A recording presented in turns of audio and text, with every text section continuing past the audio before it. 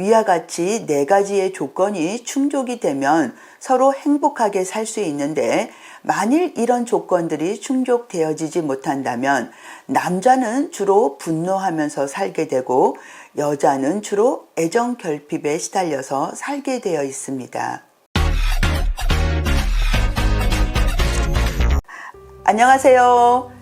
에스크멘토의 용인사주 수혜창입니다. 현재 결혼을 준비하고 있거나 이미 결혼 생활을 하고 있는데 자신의 일지가 비견인 분들은 이 영상을 보시면 많은 도움이 되리라 생각합니다. 누구든지 결혼을 할 때는 행복하려고 하는데 이 조건이 충족되어지면 반드시 행복한 결혼 생활을 할 수 있기 때문에 일지 비견이 들어있는 분들은 참고하시면 좋을 것 같습니다. 일지 비견은 배우자 자리에 남편이나 아내가 앉아 있는 것이 아니라 또 하나의 내가 앉아 있는 것과 똑같습니다. 그래서 또 하나의 자아가 있기 때문에 일지 비견이 결혼 후 행복하려면 남편이나 자식을 위해서 살기보다는 내 자신에 초점을 맞춰서 살아야 행복할 수가 있습니다. 그래서 일지 비견을 가진 사람이 가장 행복하려면 바로 독신으로 사는 게 좋습니다. 하지만 나는 반드시 결혼을 하고 싶고 또 결혼해서 행복하게 살고자 한다면, 다음의 조건들을 충족한다면 일지 비견이라 하더라도 결혼을 한 후 반드시 행복하게 살 수 있습니다.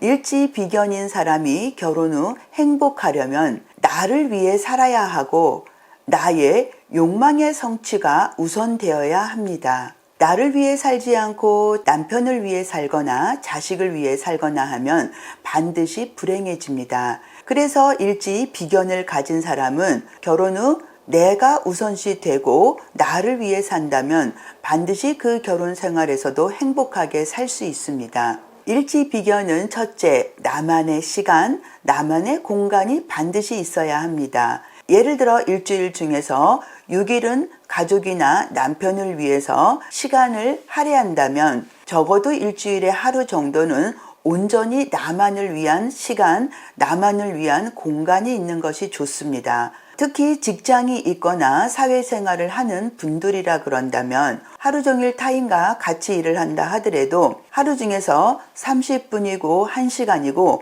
온전하게 나를 위한 시간이 있는 것이 좋습니다. 커피를 혼자 릴렉스하고 마신다든가 아니면 가끔은 점심을 혼자 먹는다든가 또는 동료들과 먹었을 때 잠깐이라도 혼자 산책을 한다든가 그런 시간을 가지면 마치 방전된 배터리에 에너지를 충전하는 것과 같습니다. 그래서 일지 비견인 사람 또는 일지의 비견이 아니더라 하더라도 자신의 사주 내에 비견이 있는 분은 하루 중에서도 나만의 공간이나 나만의 시간이 잠시라도 있는 것이 생활하는 데 있어 활력이 됩니다. 둘째, 일지 비견인 분들은 혼자 즐길 수 있는 무언가가 있어야 좋습니다. 예를 든다면 결혼을 하였는데 나 혼자 할 수 있는 아무런 취미나 아무런 관심도 없다면 그 결혼 생활이 결코 평탄할 수가 없습니다.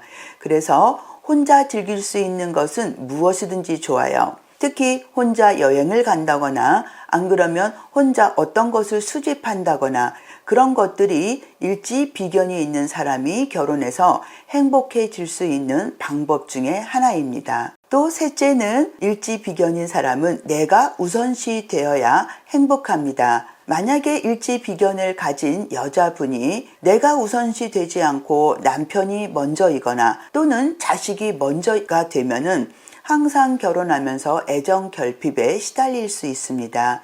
그래서 일지 비견인 사람은 남편을 위하는 것도 좋고 자식을 위하는 것도 좋지만 가장 먼저 내가 우선시 되어야 그 결혼 생활도 유지해 나갈 수 있습니다. 넷째, 배우자가 나의 사주에서 모자라는 오행을 가진 배우자가 들어오면 역시 좋습니다. 만일 나의 사주에 화가 부족하다면 화가 있는 배우자, 나의 사주에 물이 부족하다면 물이 들어있는 배우자가 들어오면 서로 부족한 부분을 충족하기 때문에 역시 좋아질 수가 있습니다. 그래서 일지 비견인 사람들이 위와 같이 4가지의 조건이 충족이 되면 서로 행복하게 살 수 있는데, 만일 이런 조건들이 충족되어지지 못한다면 남자는 주로 분노하면서 살게 되고 여자는 주로 애정 결핍에 시달려서 살게 되어 있습니다. 그래서 일지 비견인 분들은